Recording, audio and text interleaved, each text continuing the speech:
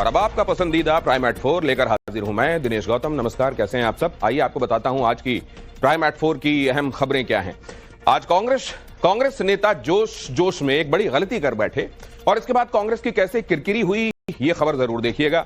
राजा रघुवंशी कांड में आया नया मोड़, जांच जाकर एक फोन नंबर पर टिक गई। क्या है इसकी कहानी, ये पूरी मिस्ट्री आपके सामने आज खोलेंगे। फैक्ट्री में था मनोरंजन का सामान, देखते ही देखते बन गया मौत की वजह, कैसे, दिल दहला देने वाली है खबर। और यूपी के बुलंदशहर में लगता है बदमाशों को पुलिस का खौफ रह नहीं गया। क्यों कह रहा हूं ऐसा, प्राइम एट 4 में आगे आपको बताऊंगा, लेकिन पहले भोपाल से इस खबर के साथ शुरुआत कर रहा हूं। भोपाल में युवक ने खुलेआम तलवार लहराई, लोग दावा किया जा रहा है। बताया जाता है कि हत्याकांड के मुख्य आरोपी राज ने यह फ्लैट किराए पर लिया था और यहां पर रुकने के बाद सोनम यूपी चली गई थी, जहां से उसे अरेस्ट किया गया।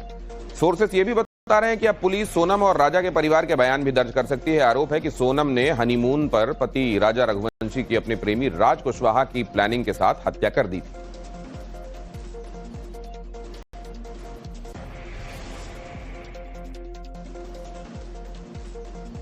शिलांग पुलिस इस मामले की जांच कर रही है और इंदौर में बहुत सारी कड़ियां ऐसी हैं जिनको जोड़ने का प्रयास चल रहा है। इंदौर का यह फ्लैट मसलन शादी के पहले राजा की हत्या की प्लानिंग की जा चुकी थी, यह बात अब उभर कर सामने आ रही है। 23 मई को हत्या के बाद सोनम इंदौर पहुंची थी और इंदौर में वो कहां रहे तो छिपने के लिए यह किराए पर फ्लैट लिया गया था। देवास नाके के पास यह फ्लैट है और 17,000 रुपए महीने के किराए पर इसे लिया गया था। प्रॉपर्टी डीलर से आरोपी विशाल ने संपर्क किया था। राजा की हत्या के बाद सोनम यहां फ्लैट में रुकी थी। विशाल ने किराए में फ्लैट लिया था। विशाल वही जिसने पहला वार राजा के ऊपर किया, ऐसा बताया जा रहा है। बहरहाल इस बीच एक हरियाणा के यूट्यूबर देवेंद्र सिंह ने राजा रघुवंशी हत्याकांड से जुड़ा एक और वीडियो शेयर किया। देवेंद्र सिंह के मुताबिक भी 23 मई को शिलांग के नौंगरिया वो घूमने गए थे और अचानक उनके वीडियो में ये तीनों आरोपी रिकॉर्ड हो गए।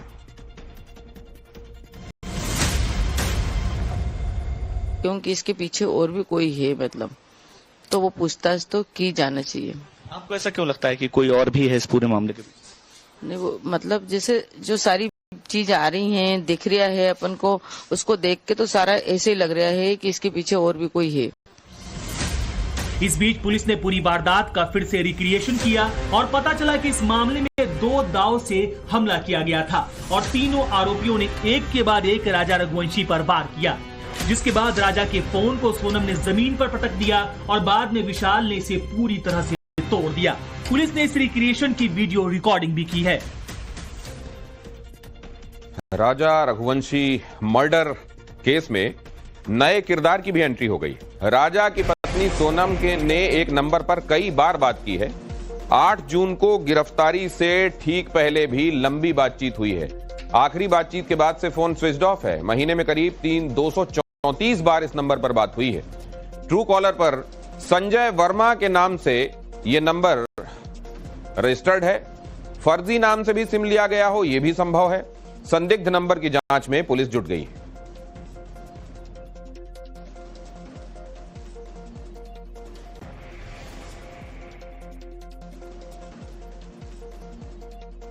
राजा मर्डर केस में एक नए किरदार की एंट्री हुई है। दरअसल संजय वर्मा नाम के एक शख्स का नाम पुलिस की जांच में सामने आया है। पुलिस जब सीडीआर की जांच कर रही थी तो सोनम की एक शख्स से लगातार बात हो रही थी और इसी शख्स की जांच पुलिस कर रही है। इस समय मैं सोनम के घर के बाहर ही मौजूद हूं। सोनम के घर पर ताला लगा हुआ है, अंदर से घर बंद है, घर वाले बात नहीं कर रहे हैं। पुलिस लगातार सोनम से पूछताछ कर रही है। मेघालय में सोनम है और उसके साथ सभी आरोपी इस समय पूछताछ के दायरे में है। सोनम किस किस से बात करती थी, इस बात की पुलिस जांच कर रही थी और इसी दौरान एक सीडीआर सामने आया जिसमें एक नंबर का जिक्र आया। ये नंबर संजय वर्मा के नाम पर रजिस्टर्ड है। एक मोबाइल ऐप के जरिए ये जानकारी मिली है और इस नंबर पर पिछले 1 महीने में 234 बार बातचीत का जिक्र आया है। और खास बात यह है कि ये नंबर 8 जून 11:20 पर बंद हुआ है। 8 जून वही तारीख है जिस रात सोनम गाजीपुर से बरामद हुई थी। अब इस नंबर पर पुलिस को शक है कि ये नंबर या तो उस शख्स का है जो अभी तक जांच के दायरे में नहीं आ पाया है या फिर फर्जी नाम से इस सिम को लिया गया था और उस नंबर से लगातार सोनम किसी से संपर्क में थी। अब इस पूरे मामले में जांच के बाद ही तथ्य सामने आएंगे। फिलहाल आधिकारिक रूप से पुलिस कुछ भी बोलने से बच रही है। कैमरामैन यशवंत के साथ मकरंद काली, टाइम्स ऑफ भारत, इंदौर। और आगे आपको दिखाऊंगा यूपी की बस्ती में बीच सड़क महिलाओं के बीच क्यों हो गया घमासान। लेकिन उससे पहले कानपुर में आधी रात को आग ने कैसे तांडव लगाया, यह आरोप किसी विरोधी दल के नेता ने नहीं बल्कि बीजेपी की नेता और पूर्व जिला पंचायत अध्यक्ष पूनम यादव ने लगाया। अपने कार्यकर्ताओं के साथ मौके पर पहुंची पूनम यादव ने इसका एक वीडियो बनाया और दावा किया कि सड़क निर्माण में घटिया मटेरियल का इस्तेमाल किया गया है। बीजेपी नेता ने इसका एक वीडियो सोशल मीडिया पर भी अपलोड किया। सहसवान से डकारा पुख्ता रोड तक इस सड़क का निर्माण पीडब्ल्यूडी ने करवाया है।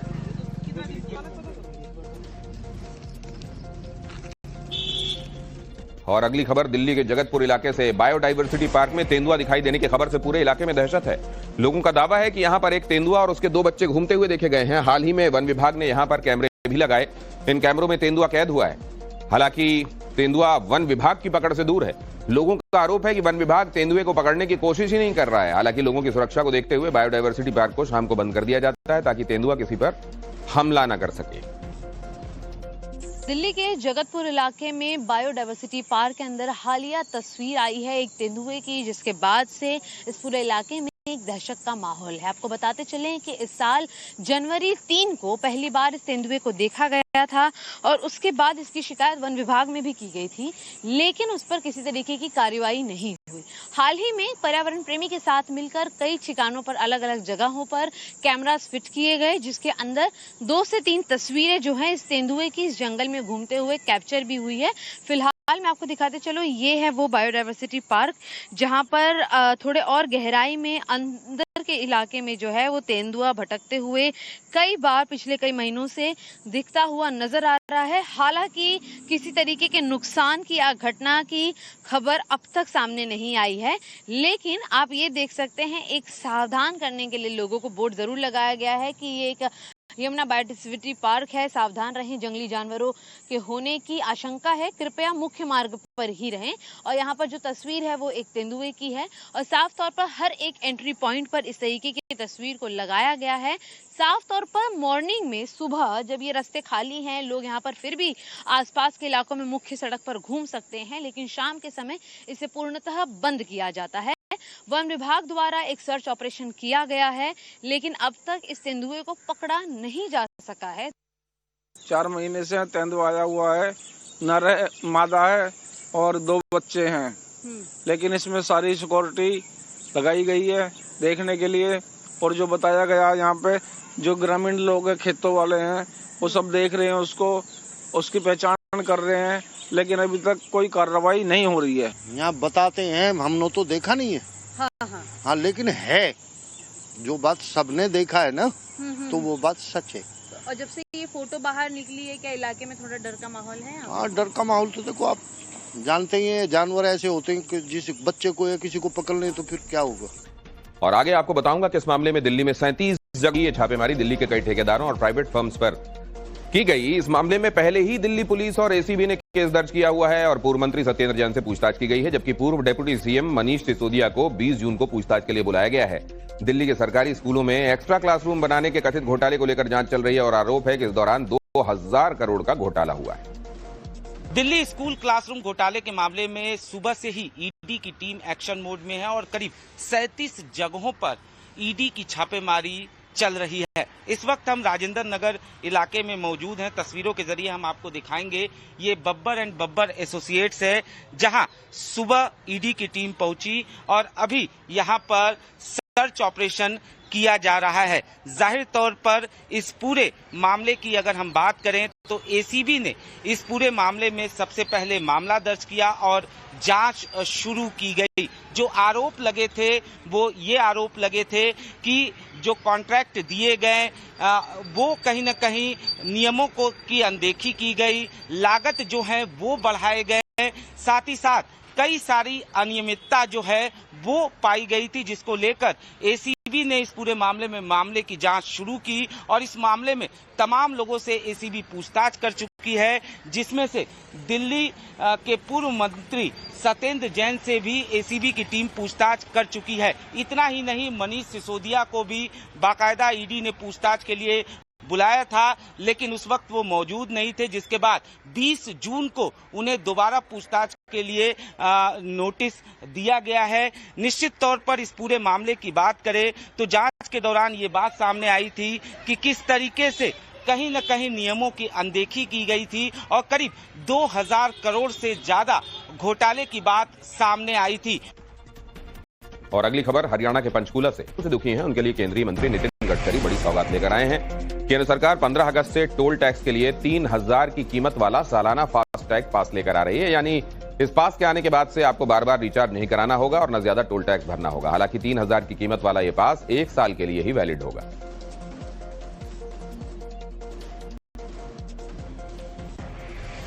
अब ये फास्ट टैग क्यों चर्चा में है और क्यों खास है वो भी आपको बता देता हूं। जानकारी के मुताबिक 15 अगस्त से जारी होने वाले हैं ये सालाना फास्ट टैग पास। 3000 के पास में साल भर टोल टैक्स फ्री रहेगा। अधिकतम 200 रुपए तक के टोल को जहां आपको चुकाना है वहां तक यात्रा करने की आपको सुविधा मिलेगी। चार्ज करने की तारीख से 1 साल के लिए यह वैध रहेगा। सालाना पास सिर्फ निजी वाहनों के लिए होगा और इसके लिए अलग से रिचार्ज कराना होगा। NHAI की वेबसाइट पर अलग रिचार्ज लिंक इसका मिलेगा और 60 किलोमीटर के दायरे में सभी टोल इसके ऐसे धारकों के लिए फ्री होंगे। वेटिंग और भीड़ कम करने के लिए नई योजना ये लाई गई है और एक बार भुगतान से पूरे साल के लिए ज्यादातर लोगों की टोल टैक्स से रिलेटेड टेंशंस खत्म हो जाएंगी। एक ट्रिप मीन्स एक टोल को क्रॉस करना। इसका फायदा ये होगा कि 200 ट्रिप्स यानी 200 टोल क्रॉस करना होगा और एक टोल क्रॉसिंग की एवरेज कॉस्ट केवल 15 रुपए पड़ेगी। कुछ जगह पर ये 80 रुपए है, 50 रुपए है, 100 रुपए है, तो ये केवल 15 रुपए हो जाएगी। और मान लीजिए एक टोल पर आप 50 रुपए भी देते हो तो 200 टोल क्रॉस करने पर उसकी कीमत 10,000 होगी। उसके बदले में आपको केवल 3,000 रुपए में ये पास मिलेगा, एनुअल पास, और सालाना 7,000 रुपए की बचत होगी। और अभी जो सिस्टम हम लोग ला रहे हैं उसके बाद टोल नाके पे जैसे रुकना पड़ता था, रुकने की भी जरूरत नहीं पड़ेगी और निश्चित रूप से ये जनता को ये स्कीम से राहत मिलेगी। राजा रघुवंशई के मराठों के किले से प्रेरित है।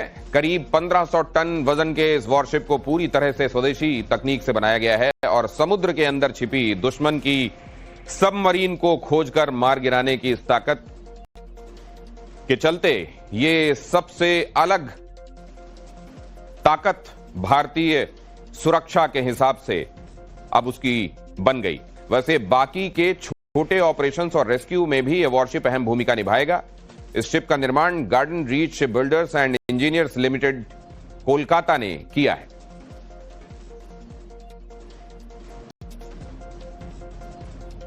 आपको बताता हूं कि आखिर क्यों खास है ये नया वॉरशिप। महाराष्ट्र के ऐतिहासिक किले के नाम पर इसका नाम अर्नाला है।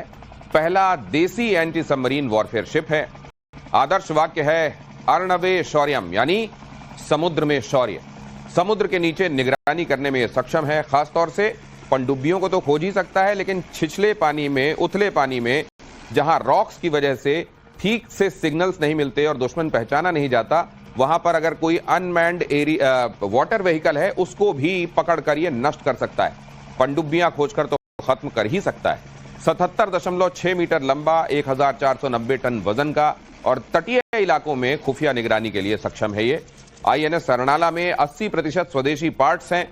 डीजल इंजन और वाटर जेट सिस्टम से ये लैस है। समुद्र में रेस्क्यू के लिए, सुरक्षा के लिए ये बेहतरीन शिप है। और अब बात उत्तर प्रदेश में एक और बुलडोजर एक्शन की। वाराणसी में देर रात बुलडोजर गरजा, सड़क किनारे बनी 35 दुकानें गिराई के बाद प्रशासन ने कार्रवाई की। यहां देखिए जरा, ये BHU के करीब का ही इलाका है और यहां आप देख रहे हैं ये इमारतें जो इनक्रोच करके बनाई गई थी उनको ध्वस्त किया गया है और इसमें वाराणसी की एक मशहूर पहलवान लस्सी वाला भी शामिल है। जायके की हो तो इसमें लंका के पहलवान लस्सी और चाची की कचौड़ी का नाम सबसे आगे आता है। लेकिन अब ये दोनों ही दुकानें जमींदोज हो चुकी हैं, यानी अतीत के पन्ने में दर्ज हो चुकी हैं। फिलहाल तस्वीरें हम आपको दिखाने की कोशिश कर रहे हैं कि यहाँ पर कल तक पहलवान की लस्सी और जो चाची की कचौड़ी की जो दुकान है, जो फेमस दुकान है, मशहूर दुकान है, वो यहाँ हुआ करती थी। लेकिन अब ये देखिए, ये सब कुछ जमींदोज हो चुका है, ध्वस्त हो चुका है और यहाँ पर सिर्फ अब आपको मलबा ही दिखाई पड़ रहा होगा। दरअसल भिखारीपुर से विजया सिनेमा तक लगभग 3 किलोमीटर के दायरे में सड़कों को चौड़ीकरण किया जा रहा है और इसके लिए जो अवैध खबर यूपी के श्रावस्ती से देखिए। यूपी के श्रावस्ती में मदरसे पर बुलडोजर एक्शन हुआ। 1960 में बने मदरसे को जमींदोज किया गया। सरकारी जमीन पर बना था यह मदरसा और अब तक करीब 20 मदरसों पर बुलडोजर की कार्रवाई हो चुकी।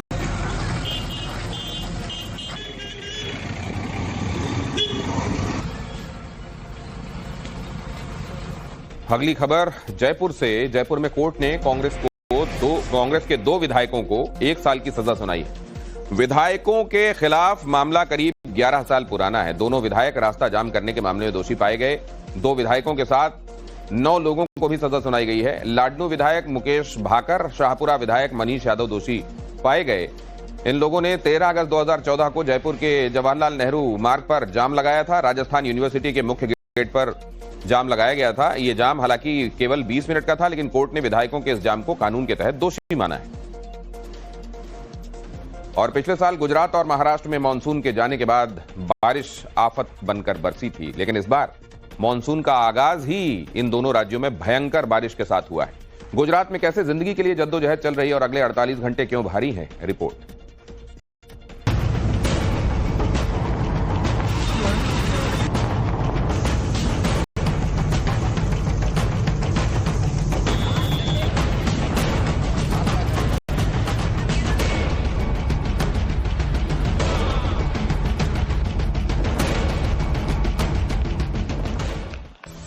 देश में नॉर्थ टू साउथ आसमान गरज रहा है, बादल बरस रहे हैं।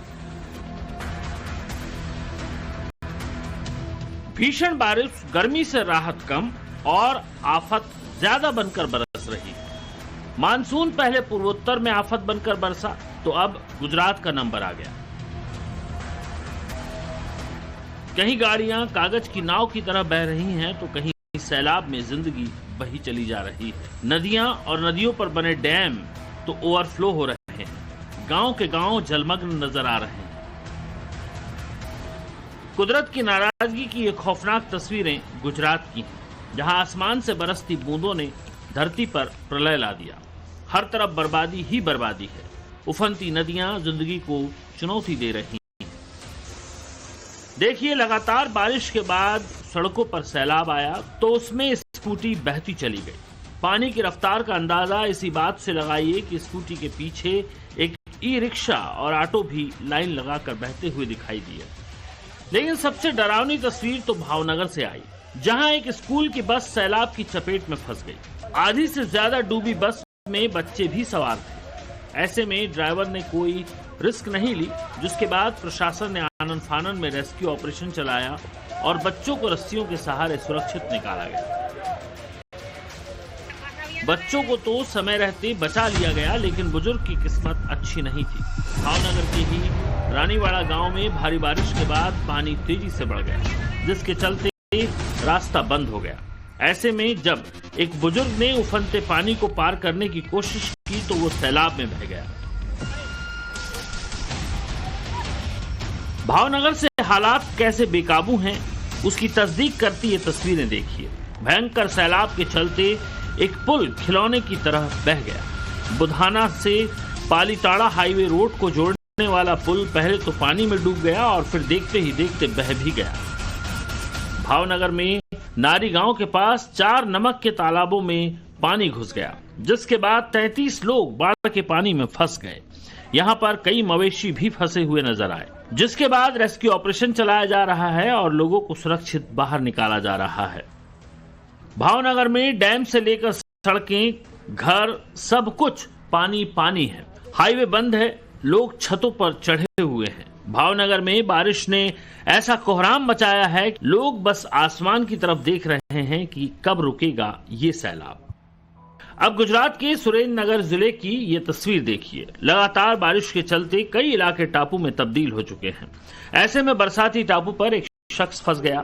20 घंटे तक वो मदद का इंतजार करता रहा, जिसके बाद प्रशासन की टीम पहुंची और लाइफ जैकेट की मदद से शख्स को बचाया गया।